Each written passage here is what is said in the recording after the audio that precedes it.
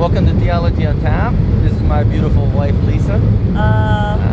We are vacationing here in Paris, and I thought I'd just make a short video.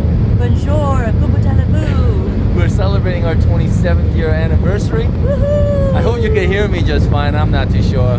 Anyways, you know, what do you think is the biggest problem for the church? Biggest problem for the church? Yeah.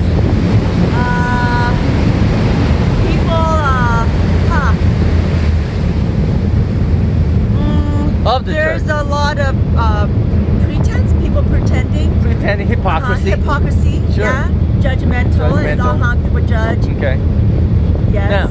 Now, I know that my theology is very different than traditional or evangelical Christians. So what do you think? What do you think about my theology? It is very, very different. Very people different. Will question like, are you a pastor? But once you really dig into God's word of truth and go to the original language, Greek, Arabic, and all of that, Hebrew, and you allow God's Spirit to just really move your heart and be open and willing to learn through God's Spirit, Pastor Andy will really, God can use Pastor Andy to really help to set people free. Set people free. Mindset, the worries of the world, the culture, the tradition, the system. And Yes. people can have that peaceful, humble, joyful energy and spirit within. Okay. Now, what she said, what she's saying is that to help to set people free, and I think that was the main focus of Jesus Christ, and I really want to spread that message of freedom. So, real quickly, I want to be able to share with you that right before we came to France, I had to go through a DUI point. All right, and here's the thing. Now, DUI checkpoints and Christianity have a lot in common. Now, how is that? Well, when I went through the DUI checkpoint, the police that told me to roll down the window, and it was asking me if I drank, if I was smoking weed or anything like that. But there was no smile, there was no friendliness. I mean, he already decided that I was guilty. I was guilty of something, and that I had to prove to him that I didn't do what he thought that I did, or I was drinking and driving or smoking and driving, let's say. All right. Now, why is that similar to Christianity?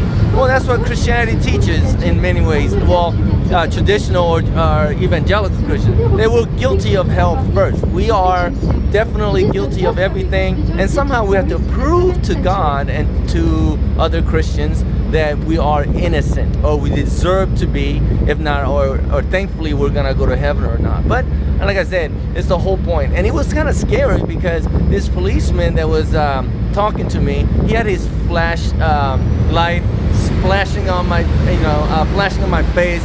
I was driving for Lyft at the time. I had a passenger, and he was, pointing at the passenger and whatnot. And he was pointing to my glove compartment. He was looking, using the flashlight to see the seat and corners of the car. I mean, what gives him the right to do that? I guess we gave him the right because we voted for the government to do all that kind of stuff. But it's the same thing with Christianity. Who gave the Christianity the right to accuse every single person in the world to be guilty of something, of deserving of hell? I just thought it was very similar. Now, I'm not saying that I'm right and everybody else is wrong. It was just a thought that I wanted to share with you. All right, can you see the view, the background, and everything? All right, look at this view. Very nice, very nice. All right? What I like to preach is that we're not guilty because of what Christ has done on the cross. What makes us guilty is God's laws, and once again, it's very clear in the Bible that Jesus Christ has taken care of that. The law has become obsolete. It is finished. A new life has begun. So let us live in that life. How's that, babe? Wonderful. Wonderful. Happy anniversary. 27 years of marriage. Keep going. God bless you. See you next time. Bye.